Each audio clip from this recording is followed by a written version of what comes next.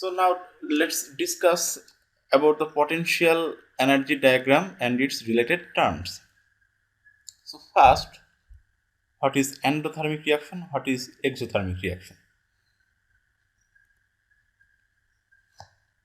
An endothermic reaction, in an endothermic reaction, the reactants have less potential energy than to the products. Okay, so in an endothermic chemical reaction, reactant has less potential energy than their products. You can see products has higher energy than the reactants. That's why this is a endothermic reaction. And what is an exothermic reaction? A exothermic reactions is a reaction where the reactant has higher potential energy than the product. So if reactant has higher potential energy than the products, then it is termed as exothermic reaction. Okay.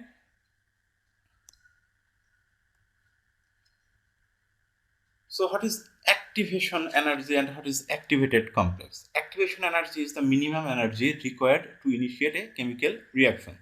So the energy required by the reactant molecule to be converted into product is termed as activation energy. So activation energy is the minimum energy required by the reactant to be converted into product. So it is the difference in energy between reactants and the transition state.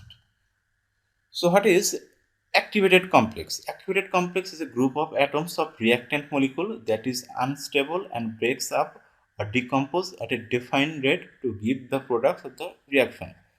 All the reactants proceed through formation of an intermediate activated complex or transition state before forming product. In the transition state, activated complex has higher potential energy than the reactants or product. In spite of collision between the molecules, reactions cannot take place unless the energy barrier is crossed. This is the transition state theory. So first, what is activated complex again? Activated complex is a group of atoms of reactant molecules that is unstable and that change its shapes by breaking the bonds into product to form product.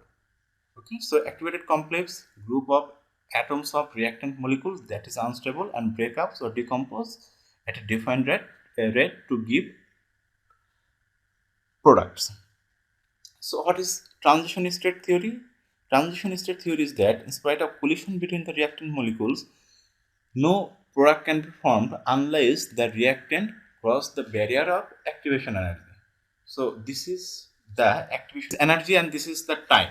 Okay, so this is reactant, this is product. This is the transition state. Difference in energy between reactant and transition state is termed as activation energy. Okay, difference in energy between reactant and transition state, the highest energy level is termed as activation energy. Any reactant that passes this transition state can form product. Any reactant that cannot pass the transition state, that cannot cross the barrier of transition state, cannot form product. Difference in energy between reactant and product is termed as delta H.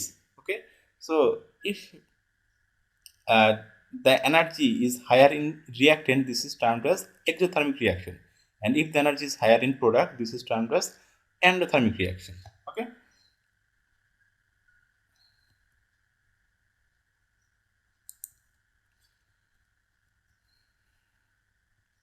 so we have already discussed the exothermic and endothermic reaction.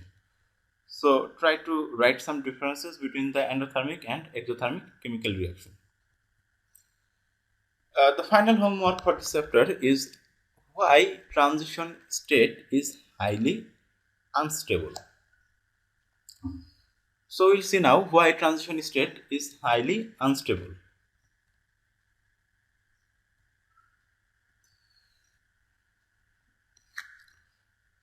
So don't get scared seeing all these texts. I'll explain it. So why transition state is highly unstable? You already know transition state is the highest point of energy in a chemical reaction. So every reactant need to bypass the barrier of transition state to form product. So what happened? How can a reactant cross this barrier? By acquiring enough energy from its surrounding. For example, a reactant can acquire energy from its surrounding in the form of heat. So when it absorbs this heat, it will its internal atom will increase its kinetics. So due to the increased kinetics, they will collide with each other with higher frequency and higher force. So this higher collision will lead to a higher speed of reaction.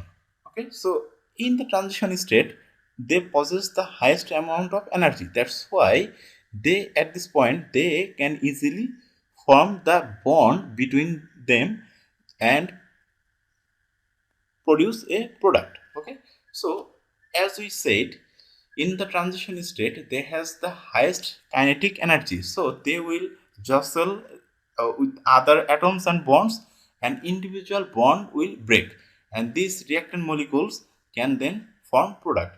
So at the transition state, that's why they are highly unstable. Okay, again, so why transition state is highly unstable?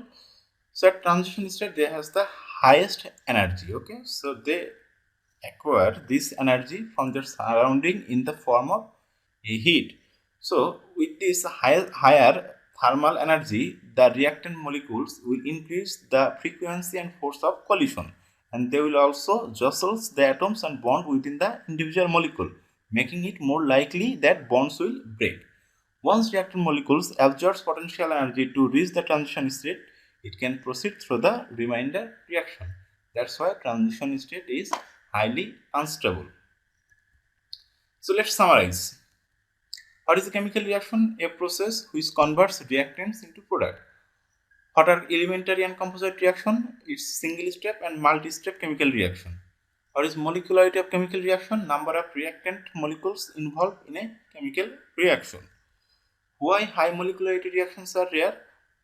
Because the chance of simultaneous collision of reactant molecule will decrease with increase in number of reacting molecule. The slowest step is the rate determining step in a chemical reaction. What are the importance of transition state? In spite of collision between the reactant molecules, reaction cannot take place unless the energy barrier is crossed. Why transition state is highly unstable? To get the bond into a state that allows them to break, the molecules must contort it into a unstable state. Due to the acquisition of heat energy from its surrounding, the transition state is highly unstable.